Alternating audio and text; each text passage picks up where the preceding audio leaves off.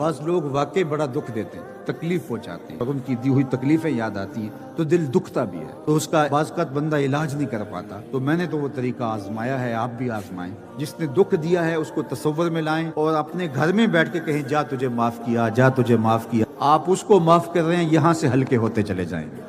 نہیں معاف کریں گے تو پھر کیا کریں گے؟ اللہ کے محبوب کا ایک فرمان سنیے، حضور نے 3 چیزیں قسم کر کے کہی کہ میں محمد صلی اللہ علیہ وسلم اپنے رب کی قسم کر کے کہتا ہوں کہ اگر کوئی شخص معاف کر دے تو اس کی عزت میں فرق نہیں آئے گا۔ اگر کسی نے دکھ دیا ہے، تکلیفیں دی ہیں، تو وہ بوجھ کیوں اٹھائے پھر رہے ہو؟ ایک تو وہ دکھ دیا اس نے، اور دوسرا آپ اس بوجھ کو اٹھائے پھر رہے ہیں۔ واقعی کوئی ایسا ہے کہ آپ سمجھتے ہیں کہ اس سے میں نہیں چل سکتا، تو ایک کنارے پہ ہو جائیں، یہاں اتنا کچھ رکھنے کی ضرورت نہیں ہے، اس کو صاف کریں۔ اے دل حجرہ رب سچے دا، یہ اس کا حجرہ ہے، اس میں غیر کو کیوں بٹھایا ہوا ہے اور فضول لوگوں کو بٹھایا ہوا ہے؟